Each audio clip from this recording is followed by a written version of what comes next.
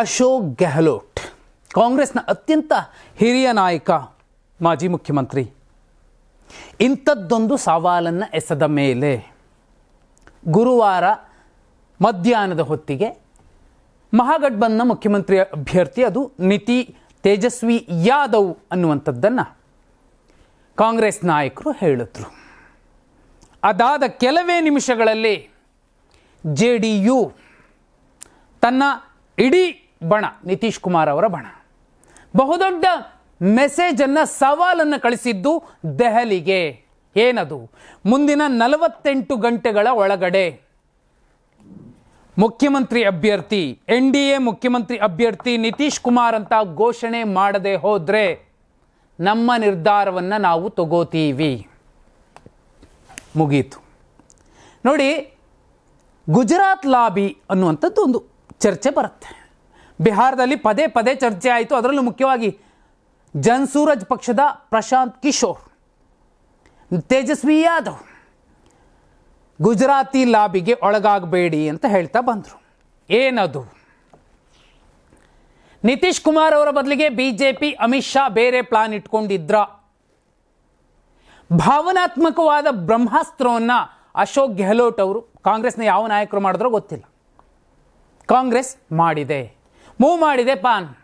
ನೋಡಿ, ನಮ್ಮ ಮುಖ್ಯಮಂತ್ರಿ ಅಭ್ಯರ್ಥಿ ತೇಜಸ್ವಿ ಯಾದವ್, ನಿಮ್ಮ ಮುಖ್ಯಮಂತ್ರಿ ಅಭ್ಯರ್ಥಿ ಯಾರು ಹೇಳಿ. ಅಮಿತ್ ಶಾ ಮುಖ್ಯಮಂತ್ರಿ ಅಭ್ಯರ್ಥಿನೇ ಘೋಷಣೆ ಮಾಡೋದು ಬೇಡ, ಗೆದ್ದಂತಹ ಶಾಸಕರು ನವೆಂಬರ್ 14ನೇ ತಾರೀಕು ಮುಖ್ಯಮಂತ್ರಿಯ ಅಭ್ಯರ್ಥಿ ಯಾರು, ಮುಖ್ಯಮಂತ್ರಿಯನ್ನು ಆಯ್ಕೆ ಮಾಡ್ತಾರೆ, ಶಾಸಕಾಂಗ ಪಕ್ಷದ ನಾಯಕನನ್ನ ಅನ್ನೋ ಮೂಲಕ ನಿತೀಶ್ ಕುಮಾರ್ ಮುಖ್ಯಮಂತ್ರಿ ಅಭ್ಯರ್ಥಿ ಅನ್ನೋದನ್ನ ಒಪ್ಕೊಂಡಿರಲಿಲ್ಲ. ಆದ್ರೀಗ JDU ಸ್ಪಷ್ಟವಾಗಿ ಸವಾಲೆಸೆದಿರುವಂಥದ್ದು, ನಿತೀಶ್ ಕುಮಾರ್ ಬಣ ಗಡುವು ಕೊಟ್ಟಿದೆ. ಮುಂದಿನ 48 ಗಂಟೆಗಳಲ್ಲಿ ನಿತೀಶ್ ಕುಮಾರ್ NDA ಮುಖ್ಯಮಂತ್ರಿ ಅಭ್ಯರ್ಥಿ ಅಂತ ಘೋಷಣೆ ಮಾಡಲೇಬೇಕು ಅಂತ. ಪಾಟ್ನಾದಿಂದ ದೆಹಲಿಗೆ ಸ್ಟ್ರಾಂಗ್ ಮೆಸೇಜ್ ಹೋಗಿರುವಂಥದ್ದು ಗಡುವು. ಒಂದು ವೇಳೆ ಮೋದಿ ಅವರು ಅನೌನ್ಸ್ ಮಾಡದೆ ಹೋದರೆ ಏನಾಗಬಹುದು? ನಿತೀಶ್ ಕುಮಾರ್ ಅವರ ಆಯ್ಕೆಗಳೇನಿರಬಹುದು? ಹೇಗಿದೆ ನೋಡಿ. ಅಕ್ಟೋಬರ್ 22 ಅಮಿತ್ ಶಾ ಅವರ ಹುಟ್ಟುಹಬ್ಬ. ಅಕ್ಟೋಬರ್ 23 ನಾಮಪತ್ರಗಳನ್ನು ಹಿಂತೆಗೆದುಕೊಳ್ಳೋದಕ್ಕೆ ಕೊನೆಯ ದಿನ. ಎರಡೂ ಕೂಡ ಮುಗೀತು. ಅದಾದ ಮೇಲೆ ಕಾಂಗ್ರೆಸ್ ಮಹಾಗಠಬಂಧನ್ ಈಗ ಅಮಿತ್ ಶಾ ಅವರಿಗೆ ಗಿಫ್ಟ್ ಕೊಟ್ಟಿದೆ. ಏನದು ಗಿಫ್ಟ್? ಒತ್ತಡ, ಬಹುದೊಡ್ಡ ಒತ್ತಡ, ಟ್ರಾಪ್ಗೆ ಸಿಲುಕಿದೆ ಮೋದಿ ಅವರ ಪಕ್ಷ, ಅಮಿತ್ ಶಾ ಅವರ ರಣತಂತ್ರ ಎಲ್ಲವೂ ಕೂಡ.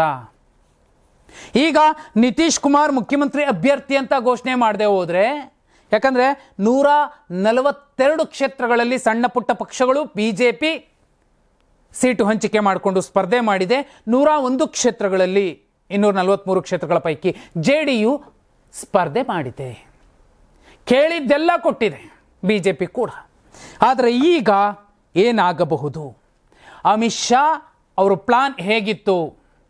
ಅವರ ಬೆಂಬಲಿಗನೊಬ್ಬನನ್ನು ಮುಖ್ಯಮಂತ್ರಿಯನ್ನಾಗಿ ಮಾಡಿ ಬಿಹಾರವನ್ನು ಕೂಡ ತಮ್ಮ ವಶದ ಪಟ್ಟಿಗೆ ಸೇರಿಸಿಕೊಳ್ಳುವ ಪ್ರಯತ್ನಗಳನ್ನು ಮಾಡಿದ್ರು. ಯಾರವರು?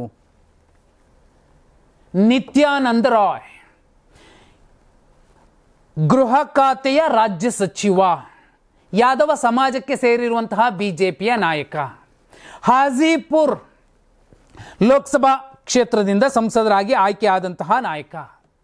ಆತನನ್ನು CM ಮಾಡಿ ಮೋದಿ ಅವರ ಹನುಮ ಚಿರಾಗ್ ಪಾಸ್ವಾನ್ ಅವರನ್ನು DCM ಮಾಡುವ ಲೆಕ್ಕಾಚಾರ ಇತ್ತು. ಒಂದು ವೇಳೆ ಬಹುಪಾಲು ಸಂದರ್ಭಗಳಲ್ಲಿ CM ಅಭ್ಯರ್ಥಿಯ ಘೋಷಣೆ ಮಾಡ್ತಾರೆ.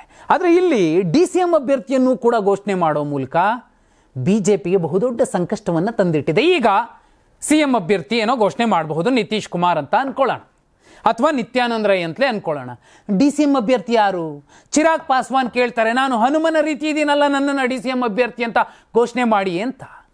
ಆಗ ಜಿತನ್ ರಾಮ್ ಮಾಂಜಿ ಅನ್ನುವಂತಹ ಅತ್ಯಂತ ಹಿರಿಯ ಮಹಾದಲಿತ್ ನನ್ನನ್ನು ಕೂಡ DCM ಅಭ್ಯರ್ಥಿ ಅಂತ ಘೋಷಣೆ ಮಾಡಿ ಅಂತ ಪಟ್ಟು ಹಿಡಿಬಹುದು. ಇದರ ಮಧ್ಯೆ ಹಾಲಿ DCM ಆಗಿರುವಂತಹ ಸಮರ್ಥ್ ಚೌಧರಿ ಕೂಡ ಕೇಳ್ತಾರೆ, ನನ್ನನ್ನು DCM ಮಾಡಿ ಅಂತ, ಅಥವಾ ಅಭ್ಯರ್ಥಿಯನ್ನಾಗಿ ಮಾಡಿ ಅಂತ. ಬಿಜೆಪಿ ಏನು ಮಾಡುತ್ತೆ? ಅಮಿತ್ ಶಾ ಏನು ಮಾಡ್ತಾರೆ? ನರೇಂದ್ರ ಮೋದಿ ಅವರು ಹಲವು ಭರವಸೆಗಳನ್ನು ವೇದಿಕೆಯ ಮೇಲೆ ಹೇಳುವಂತಹ ಅತ್ಯಂತ ವರ್ಣರಂಜಿತವಾಗಿ ಮತದಾರರಿಗೆ ಅರ್ಥ ಮಾಡಿಸುವಂತಹ ರೀತಿಯಲ್ಲೇ NDA ಮುಖ್ಯಮಂತ್ರಿ ಅಭ್ಯರ್ಥಿ ನಿತೀಶ್ ಕುಮಾರ್, ಉಪಮುಖ್ಯಮಂತ್ರಿ ಅಭ್ಯರ್ಥಿ ಜಿತನ್ ರಾಮ್ ಮಾಂಜಿ, ಉಪಮುಖ್ಯಮಂತ್ರಿ ಅಭ್ಯರ್ಥಿ ಸಮರ್ಥ್ ಚೌಧರಿ, ಉಪಮುಖ್ಯಮಂತ್ರಿ ಅಭ್ಯರ್ಥಿ ಚಿರಾಗ್ ಪಾಸ್ವಾನ್ ಅಂತ ಹೇಳಬೇಕಿದೆ. ಹೇಳದಿದ್ದರೆ ಏನಾಗುತ್ತೆ, ಅದು ಮುಖ್ಯವಾದಂತಹ ವಿಚಾರ. ನೋಡಿ, ಬಿಹಾರದ ಪಾಟ್ನಾದಲ್ಲಿ 2 ಜಾಗ ಇದ್ದಾವೆ. 2 ಜಾಗ, ಒಂದು ಆನೆ ಮಾರ್ಗ್, ಇನ್ನೊಂದು 10 ಸರ್ಕ್ಯುಲರ್ ರೋಡ್ನಲ್ಲಿರುವಂತಹ ಒಂದು ಮನೆ. 2 ಮನೆಗಳು. ಈ 2 ಮನೆಗೂ ಇರುವಂತಹ ವ್ಯತ್ಯಾಸ ಅಂತರ 3.7 ಒಂದು 3.5 ಕಿಲೋಮೀಟ್ರ್. ನಡ್ಕೊಂಡು ಹೋಗಿದ್ರೂ ದೂರ ಆಗಲ್ಲ, ನಾವು ಕಾರಲ್ಲಿ ಹೋಗ್ತೀವಿ ಅಂದ್ರೂ ದೂರ ಆಗಲ್ಲ, ಅಷ್ಟು ಹತ್ತಿರ ಇರುವಂಥದ್ದು. ಯಾವುದದು? ಗುಜರಾತ್ನ ಲಾಭಿಗಳೆಲ್ಲವನ್ನೂ ಕೂಡ ಸಿಂಪಲ್ ಆಗಿ ಹರಿದು ಎಸೆಯಬಹುದಾದಂತಹ ರಾಜಕೀಯ ಮುತ್ಸದ್ದಿಗಳ 2 ಶಕ್ತಿ ಕೇಂದ್ರಗಳು. ಒಂದು, ಇವತ್ತು ಸರಳ ಬಹುಮತದ ಸನಿಹಕ್ಕೂ ಬಾರದ BJPಯನ್ನು ತನ್ನ ಕಪಿಮುಷ್ಟಿಯಲ್ಲಿ ಇಟ್ಟುಕೊಂಡಿರುವಂತಹ ನಿತೀಶ್ ಕುಮಾರ್, ಮತ್ತೊಬ್ಬರು ಈ ಹಿಂದೆ ಹಲವು ಸರ್ಕಾರಗಳನ್ನು ಅದೇ ರೀತಿ ಕೇಂದ್ರ ಸರ್ಕಾರಗಳನ್ನು ಕಪಿಮುಷ್ಟಿಯಲ್ಲಿ ಇಟ್ಟುಕೊಂಡಂತಹ ಲಾಲು ಪ್ರಸಾದ್ ಯಾದವ್. ಈ ಇಬ್ಬರಿಗೂ ಸೈದ್ಧಾಂತಿಕ ಭಿನ್ನತೆ ಏನೂ ಇಲ್ಲ, ವ್ಯತ್ಯಾಸಗಳೇನೂ ಇಲ್ಲ. ಹಾಗೆ ನೋಡಿದ್ರೆ JDU ಯೂನಿವರ್ಸಲ್ ಡೋನರ್ ಆಗಿದ್ದಾರೆ. BJP ಜೊತೆ ಹೋಗೋಕ್ಕೂ ರೆಡಿ, ಕಾಂಗ್ರೆಸ್ ಜೊತೆ ಹೋಗೋಕ್ಕೂ ರೆಡಿ, RJD ಜೊತೆ ಹೋಗೋಕ್ಕೂ ರೆಡಿ, ಯಾರಾದರೂ ಓಕೆ. ಜನ್ಸೂರಜ್ ಪಕ್ಷ ಆದರೂ ಓಕೆ, ಪ್ರಶಾಂತ್ ಕಿಶೋರ್. ಈ ಥರದ ಸ್ಥಿತಿಯಲ್ಲಿ ಕೂಡಲೇ ಗೆಲ್ಲೋಕ್ಕೂ ಮುಂಚೆನೋ ಗೆದ್ದ ಮೇಲೋ, ನವೆಂಬರ್ 14ನೇ ತಾರೀಕಿನ ರಿಸಲ್ಟ್ ಬಂದ ಮೇಲೋ ನನಗೆ NDA ಕೂಟ ಬೇಡ, ನಾನು ಮಹಾಗಠಬಂಧನ್ಗೆ ಹೋಗ್ತೀನಿ, CM ಪೋಸ್ಟ್ ಸಿಗುತ್ತೆ, ಎಷ್ಟು ಸ್ಥಾನ ಗೆಲ್ತಾರೆ ಅನ್ನೋದು ಮುಖ್ಯ ಆಗುತ್ತೆ. ಇದರ ಜೊತೆಯಲ್ಲಿ ಇನ್ನೊಂದು ಆತಂಕ, ಸರಳ ಬಹುಮತವೂ ಇಲ್ಲದ ಮೋದಿಯವರಿಗೆ ನಿತೀಶ್ ಕುಮಾರ್ ಅವರ 12 ಸಂಸದರ ಬೆಂಬಲವೂ ಅಷ್ಟೇ ಮುಖ್ಯ.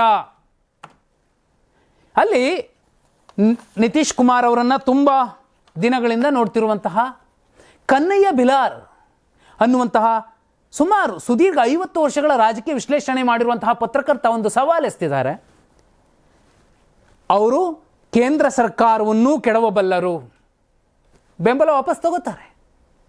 ಬೇರೆಯವರು ಬೆಂಬಲಿಸ್ತಾರಾ ಇಲ್ವಾ?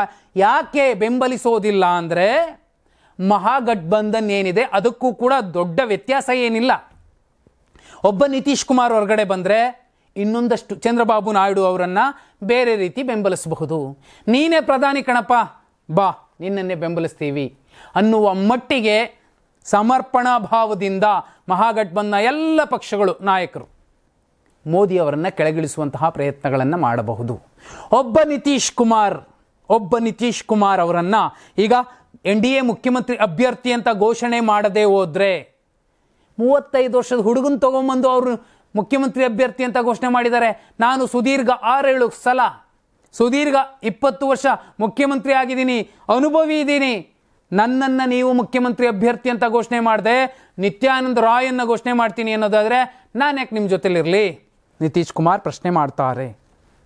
ಸಂದಿಗ್ಧ ಸ್ಥಿತಿ ಮುಂದಿನ 48 ಗಂಟೆಗಳಲ್ಲಿ ಘೋಷಣೆ ಆಗದೆ ಹೋದರೆ NDA ಕೂಟ ಛಿದ್ರ, ಕೇಂದ್ರ ಸರ್ಕಾರ ಮ್ಯಾಜಿಕ್ ನಂಬರ್ ಕಳ್ಕೊಳ್ಳುತ್ತೆ, ಅವಿಶ್ವಾಸ ಗೊತ್ತುವಳಿ ಮಂಡನೆ ಆಗುತ್ತೆ.